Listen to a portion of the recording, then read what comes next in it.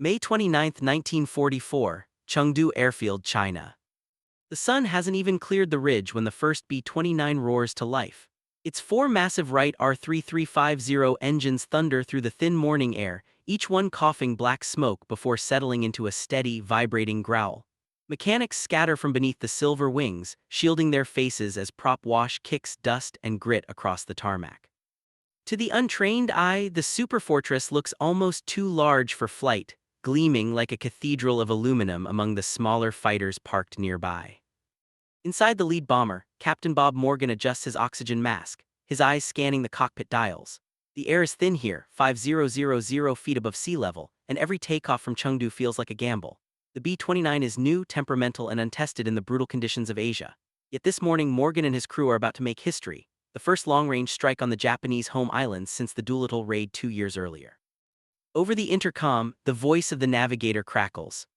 Course set for Yawata, estimated flight time 7 hours, God help us if the weather turns. Outside, the base commander watches the formation taxi into position. 24 bombers loaded to the limits with high explosives rise into the pale dawn one by one. Their silver fuselages catch the light like mirrors. Each carries the same painted emblem near the nose, a roaring tiger clutching lightning bolts, the mark of the 20th Air Force. On the ground, Chinese laborers stop their work and stare upward as the squadron climbs toward the horizon. They know what these planes mean. For the first time, Japan's factories, its very heart, will feel the reach of American air power. But across the sea, Japanese intelligence officers scoff at the reports. Impossible, they say in Tokyo. No bomber can fly that far with such a payload, it's propaganda. They believe the American giant is a fantasy, another overpromised weapon like so many before it. The Japanese high command calculates the distance from China to their cities and laughs. No plane could possibly reach Tokyo and return. At 25,000 feet, frost forms on the cockpit windows. The Pacific wind claws at the metal skin of the B-29, but the engines keep their rhythm. The crew settles in for the long flight, checking instruments, listening to the deep hum that fills the fuselage. The Superfortress feels alive, massive, heavy, but somehow graceful in the thin air. Then, at the 7-hour mark, through layers of cloud, the crew spots it, the faint outline of the Yawata steelworks glowing in the dawn haze. A city that has never seen American bombers now exposed beneath them. Bomb bay doors open. Hydraulic arms hiss. A cold wind rushes through the belly of the plane. Below, the factory complex sprawls like a living map, smokestacks, rail lines, furnaces burning red. The bombardier steadies his sights. Steady, steady, bombs away. A dozen dark shapes tumble from the open bay, silent at first, then, seconds later, the sky behind the formation flashes orange. The shockwaves reach even this high, rattling the fuselage. Columns of fire bloom where steel once stood. For the first time since 1942, Japan burns. But as the formation turns for home, Captain Morgan knows the truth: this raid is only a warning shot. The logistics are brutal, the fuel supply fragile. They will need new bases closer to Japan, and until that happens, Tokyo sleeps safe, for now. Still, in the streets of Yawata, the message is clear: no island is out of reach anymore. And in Tokyo, where generals sip tea and dismiss reports of American bombers from China, the first seeds of disbelief begin to sprout. Tokyo, June 1944. The air in the Imperial General Headquarters is thick with cigarette smoke and pride. Around a long wooden table sit the architects of Japan's war, generals, admirals, and air officers draped in medals. On the far wall, a map of the Pacific glows under a yellow lamp, pins and ribbons marking their remaining territories. Reports from Yawata lie unopened on the desk. A handful of officers had witnessed the explosions firsthand, steelworks gutted, fires spreading through industrial zones, but the official record speaks softly: minor damage, negligible threat. General Heike Tojo adjusts his cap, his expression flat. The Americans exaggerate their success, he says. No bomber can make such a journey regularly. They waste their fuel and their lives. The room murmurs in agreement. Pride blinds the empire. Japan's command believes the enemy lacks the logistics to maintain sustained raids. They have not yet seen the true purpose of the B-29 nor the industrial empire that fuels it. But across the Pacific, in the humid jungles of India, engineers, airmen, and builders labor day and night under floodlights. Runways stretch out of the mud, carved by bulldozers and human hands. Massive hangars rise like steel temples, housing the most advanced aircraft ever made.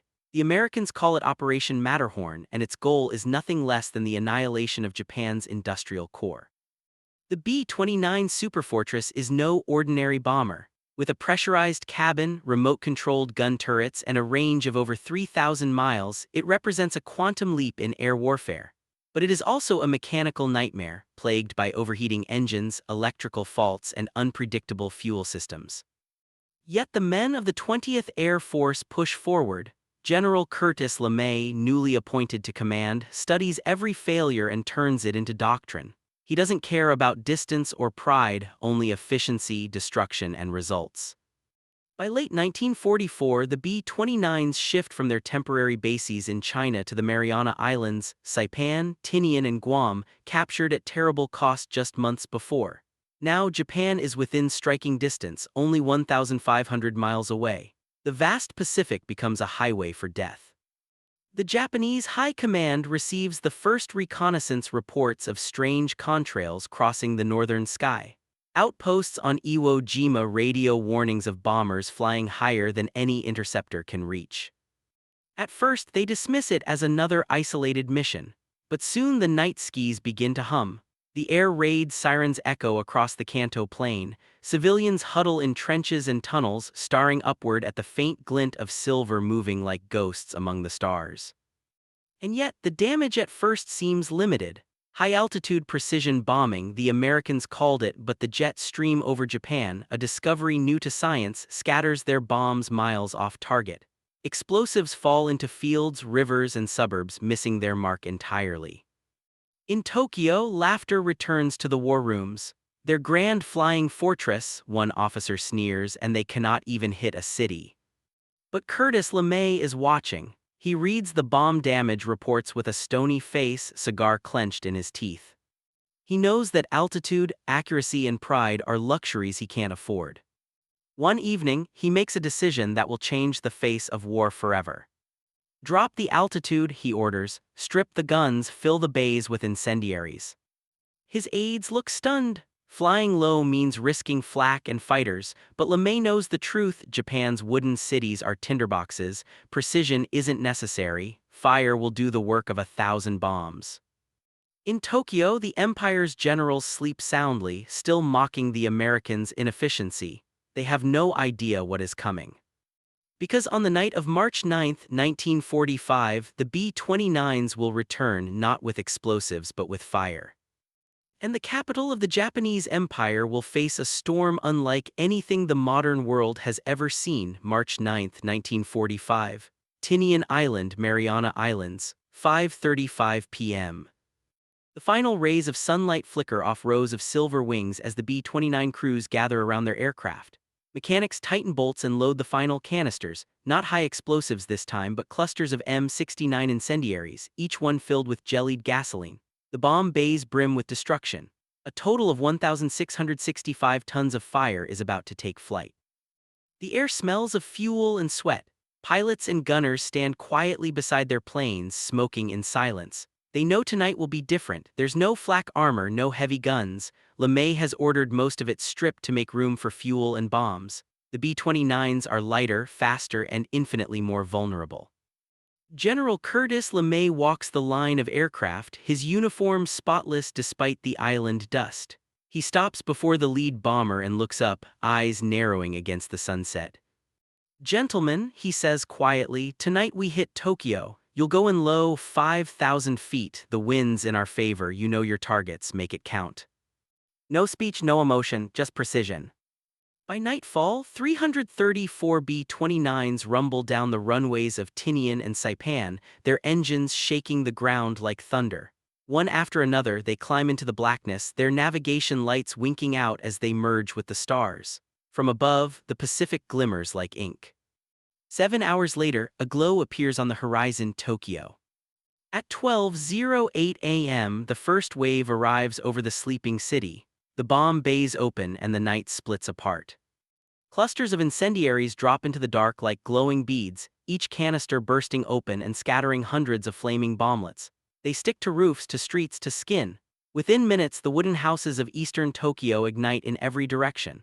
The fire spreads too fast for the wind to carry the smoke upward. It's sucked sideways instead, feeding the inferno. Residents wake to the sound of sirens and the crack of shattering wood. Mothers grab their children and run barefoot through streets already glowing red beneath their feet. The heat sears lungs, melts glass, twists iron, rivers boil, firefighters collapse where they stand. The oxygen itself seems to vanish. From 5,000 feet, the B-29 crews watch in silence. The firestorm grows beyond imagination, a living vortex of flame that devours the city block by block. Tokyo's downtown turns into a sea of molten orange. The heat rises so violently that some bombers are thrown thousands of feet upward by the updrafts, their wings trembling as if gripped by a giant's hand.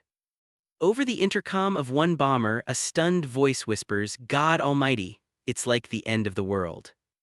LeMay's plan has worked horrifyingly well. The wind, measured perfectly by weather scouts earlier that day, funnels the flames into a single, roaring current. The conflagration consumes 16 square miles of the capital in a matter of hours.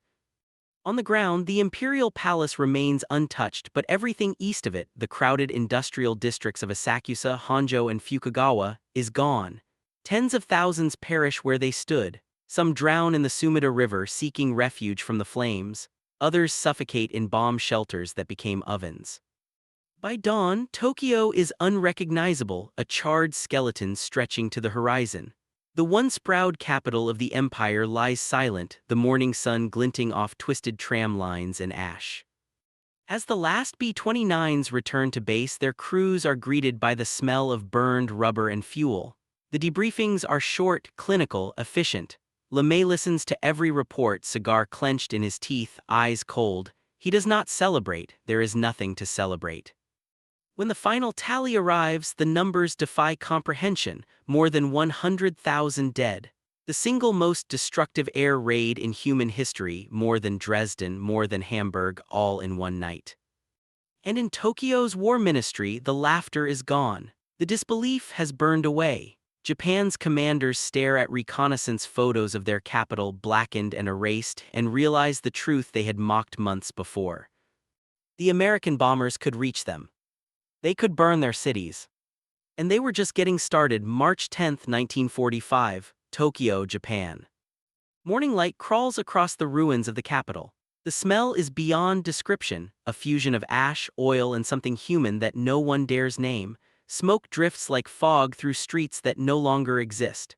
Entire neighborhoods have vanished, their only trace a faint grid of blackened foundations stretching to the horizon. A young soldier from the Imperial Guard kneels where the Honjo district once stood. His boots sink into soot. Around him, the city whispers in the wind, the hiss of cooling metal, the distant crack of collapsing beams. He removes his mask and coughs, tears streaking the grime on his face. "How can the gods allow this?" he mutters, but no one answers. At the Imperial Palace, Emperor Hirohito walks the garden paths in silence. His advisors, pale and trembling, deliver the reports in fragments: entire wards destroyed, communications severed, civilian losses immeasurable. The emperor says little, but he understands. For the first time, the war has touched his home. Across the Pacific, the mood is very different. On the island of Guam, General Curtis LeMay reviews reconnaissance photos of Tokyo with his staff. His expression is stone. "Good," he says simply, "now we repeat it." And repeat it they do.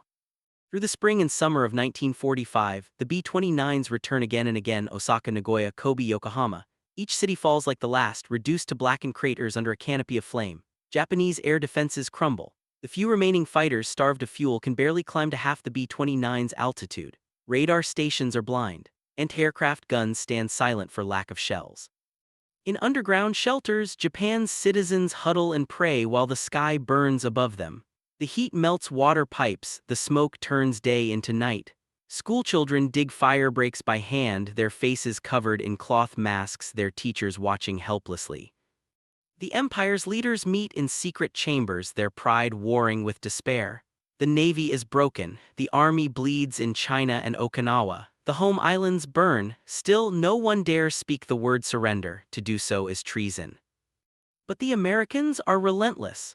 They've turned their air campaign into a grim science: data sheets, weather reports, bomb patterns, all calculated to reduce an ancient civilization to ashes. Each mission is faster, deadlier, more precise in its destruction. By July, over 60 Japanese cities lie in ruins. More than 1 million civilians are dead. The Imperial General Staff, once proud of Japan's warrior spirit, now stares into the abyss of its own extinction. LeMay knows the truth that few dare say aloud: fire alone can't break the Empire's will. But the message is clear. If the Japanese refuse to surrender, America will erase their cities one by one until nothing remains. Then, in the deserts of New Mexico, a new sun is born. July 16, 1945, Trinity. At 5:29 a.m., the first atomic bomb detonates, turning the night to day and the sand to glass. Scientists cheer, but some fall silent, understanding what this means. Curtis LeMay doesn't yet know it, but his firebombs, those oceans of flame over Tokyo and Osaka, are now a prelude to something even more terrible. By August, the Superfortresses return to the skis again. But this time, 2 of them carry something different, something the world has never seen. August 6, 1945, Hiroshima. August 9, 1945, Nagasaki. In mere seconds, both cities vanish beneath blinding light. Shockwaves level everything. Tens of thousands die instantly, vaporized where they stand. The empire that mocked the B-29's reach now faces the weapon that defines the modern age. 3 days later, Emperor Hirohito breaks centuries of silence and speaks to his people. To continue, the war would result in the total extinction of human civilization. And with that, Japan surrenders. The B-29 Superfortress, once dismissed as a logistical impossibility, has rewritten the rules of warfare. From its bomb bays fell not just destruction but the very shadow of the atomic era. In the quiet that follows, LeMay sits in his tent on Guam, staring at a single line in his notebook. No target left to burn. He exhales, the ember of his cigar glowing in the dark. The world has changed forever, and he knows it. The empire that once laughed at America's reach has been reduced to smoke and memory. And above the ruins of Tokyo, where ash still drifts like snow, the ghosts of that night whisper through the silence, reminders of when arrogance met invention. And fire consumed the sky. Tokyo Bay, September 2, 1945. Gray mist settles over the still waters as the battleship USS Missouri anchors in place. The decks gleam with precision. Every sailor stands at attention, their uniforms spotless despite the rain. Above them, circling like silent sentinels, fly the B-29 Superfortresses, the same machines that turned Japan's cities into infernos. Their engines hum softly in the overcast sky, a ghostly reminder of the power that brought the empire to its knees. On the deck, a small table is set up beneath the ship's guns. General Douglas MacArthur stands at its center, solemn, hands clasped behind his back. Before him, the representatives of Imperial Japan approach. Their faces are pale, their movements slow, as if each step carries the weight of millions of souls. Foreign Minister Mamoru Shigemitsu, cane in hand, signs the instrument of surrender on behalf of the emperor. His hand trembles slightly. Beside him, General Yashijiro Umezu adds his signature, his eyes locked on the paper but seeing none of it. The ceremony lasts barely 20 minutes, yet it marks the end of a war that consumed the world. When the final pen is lifted, MacArthur steps forward and speaks. His voice carries across the bay and over the microphones, transmitting the moment around the world. "It is my earnest hope," he says, "that from this solemn occasion a better world shall emerge, a world founded upon faith and understanding, a world dedicated to the dignity of man and the fulfillment of his most cherished wish for freedom, tolerance, and justice." His words drift upward into the mist, where the distant outlines of the B-29's glide through the clouds like ghosts of victory. In the ruins of Tokyo, life begins to stir again. Among the rubble, families sift through the ashes for fragments of the lives they once had: a teacup, a photo, a child's toy blackened by fire. Food is scarce, disease spreads, but still they rebuild. American engineers and Japanese laborers work side by side to clear the wreckage. The hum of construction replaces the wail of air raid sirens. Children who once hid in bomb shelters now attend makeshift schools built from salvaged lumber. The war is over, but its memory clings to every street, every scarred wall. For the survivors of the firebombings, the nights are still haunted. Many describe dreams of heat, of soundless flames swallowing entire neighborhoods. They wake to the smell of smoke that isn't there, yet some find a strange gratitude not for the suffering but for the chance to begin again. Far from the ruins in Washington, D.C., engineers and generals analyze the air campaign that ended the war. Charts, maps, and photographs cover their tables.